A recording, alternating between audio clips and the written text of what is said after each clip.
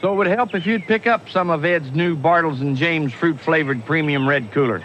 It not only tastes like the best of all these fruit flavors, but it can maybe even save the American economy as well.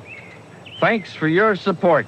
If you were an adult in the 1980s, you enjoyed a wine cooler or two. If you were a young adult, wine coolers were a big part of your lifestyle. And if you were a teenager, wine coolers were the coolest thing on the planet, and to drink them meant you were one of the special people. None of that is an exaggeration. No other beverage defined a decade more than the wine cooler.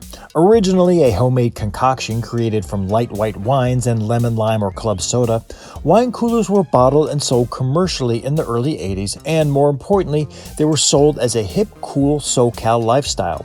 They were a full-blown phenomenon at one point in 1985, according to the Chicago Tribune, accounting for close to 20% of all wine consumption in the United States.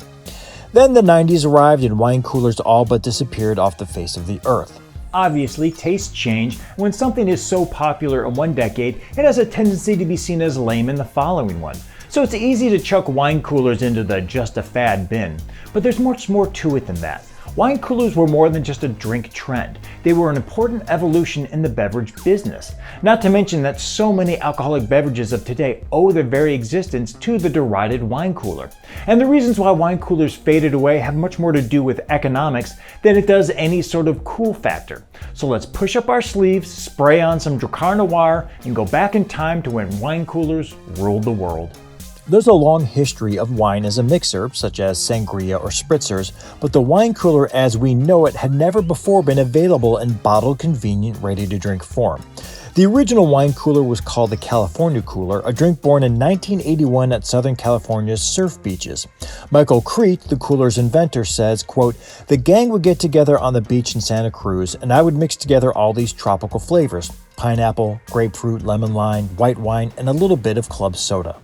At the time, Crete was working in wine and beer sales, and he saw an opportunity. He teamed up with his high school buddy, Stuart Bewley, and they spent a year and a half perfecting the formula, finding the right mix of fruit juices, wine, and carbonation to produce the citrusy drink. They packaged it in 12-ounce green glass bottles with gold foil tops and sold it chilled in 4-packs. "We found that a substantial number of people drank the wine coolers," Bewley says. "They drank one, and then another, and then another." California Cooler took off like a rocket. Crete and Bewley had come from nowhere to sell 10 million cases in 1984, spinning off 1,600 bottles a minute, 24 hours a day, 7 days a week to keep up with demand. Part of their success had to do with dirt cheap wine prices. U.S. wine sales had surged in the 1970s but dropped in the 1980s when a strong dollar made imports more competitive.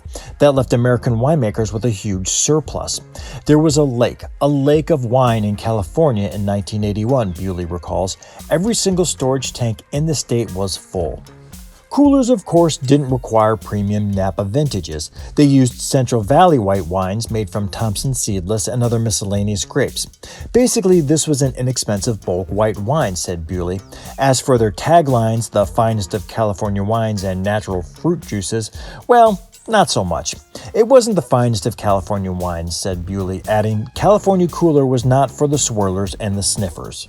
Seeing how cheap and easy wine coolers could be made with such a low cost to boot, the big booze companies desperately wanted a piece of the wine cooler action. And that's when wine coolers really took over, as they weren't sold as a drink, they were sold as a lifestyle. Health-conscious boomers coming of age in the 1980s were turning away from hard-drinking habits of their martini-sipping parents and looking for lower alcoholic options. Yet boomers wanted to still come off as fun and cool, with a vision of life as an endless beach party. Wine coolers, which offer them a little piece of that laid-back California lifestyle, seemed to be right up their alley. In an era of sluggish beverage sales, wine coolers, essentially soda pop for adults, became the it drink of the 1980s. If you were cool, you drank them, plain and simple. And just looking at all the various wine cooler commercials of that time, it was painfully clear that coolers were all about fun, whether it be the party beach vibe of California coolers, the bizarre Sun Country wine coolers with its host of only in the 80s would these people be celebrities like Charo, Grace Jones, and a Beatless Ringo Starr all wearing polar bear suits, or the Bartles and James campaign featuring two endearing elderly yokels, Frank Bartles and Ed James, the creators of the eponymous wine cooler. Fun fact, they were not the creators. They were two random guys, David Ruffcar, an Oregon cattle rancher, and Dick Mogg, a California contractor. But nothing sums up how much wine coolers wanted to be a lifestyle more than an alcoholic beverage than Seagram's wine cooler commercials starring Bruce Willis. A pre-Die Hard Willis, just gaining fame for his turn as David Addison on the critically acclaimed dramedy Moonlighting, Bruce, still with most of his hair, can be seen singing, dancing, playing harmonica, and charming every woman he sees, including an unknown Sharon Stone at the time, and generally going full Bruce Willis beast mode. With wine coolers and wine cooler commercials, it didn't matter what was inside the bottle. It's how you looked holding the bottle, and that couldn't be more 80s if you tried. At their peak popularity in 1987, wine cooler sales topped $1 billion annually. That's billion with a B, with more than 100 different wine coolers available, including local and regional brands in areas of the U.S. that weren't known for being wine growers, including places like Silverton, Ohio, near Cincinnati, and Canandaigua, New York, near Rochester. But after that peak year, cooler sales fell by double-digit percentages in 1988, 1989, and 1990. There was a mass dying off among the regional brands. There were even casualties among the big guys. Anheuser-Busch pulled Dewey Foreman from the market 2 years after launch. Miller killed its ill-fated Matilda Bay cooler in 1989.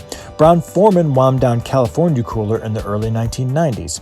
So, aside from the obvious answer that trends can't last forever, where did it all go wrong with wine coolers? The first sign of trouble were the flavors. As competition between brands heated up, wine coolers began throwing out new flavors. Peach, apple cranberry, mixed berry, passion fruit, strawberry, cherry, and those flavors appealed to underage drinkers. Public health officials fretted that coolers, with the buzz of beer but the taste of soda pop, were gateway booze for teens and preteens, going so far as to say, quote, "We think wine coolers are like training bras." In fact, a 1991 government report estimated that 35% of all coolers sold in the U.S. were chugged by high school juniors and seniors. Safety concerns aside, that caused a bigger problem for wine cooler companies. They were no longer seen as cool, hip summertime refreshments for fun-loving adults. They were now seen as a starter booze for dumb kids who didn't know any better. Drinking wine coolers began to be perceived as lame, something you needed to learn to outgrow if you wanted to be an adult who takes drinking a little more seriously. But if you really want to know what killed off wine coolers, it was one word: taxes. On New Year's Day 1991, Congress more than quintupled the excise tax on wine from 17 cents a gallon to $1.07 a gallon.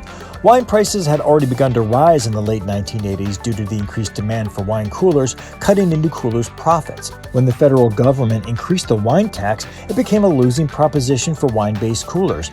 This made wine blending bad for business and effectively ushered in the era of the alternative beverage. Seagram's and Bartles and James abandoned wine for cheaper malt liquor. Other malt beverages like Zima, Smirnoff Ice, and Mike's Hard Lemonade gained popularity as well.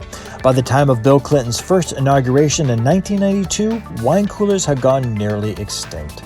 But that doesn't mean the influence of wine coolers have gone extinct. On the contrary, its sway in the beverage business can still be felt to this day. The new generation of wine coolers are just like it was in the 80s, minus the wine. Beer seltzers, White Claw anyone, are essentially the new wine coolers.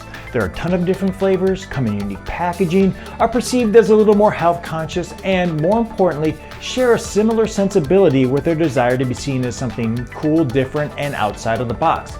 Beer seltzers, like wine coolers, are a commitment to a lifestyle more than anything. So the next time you pop open a White Claw, pour out a little liquor for the OG drink that started it all.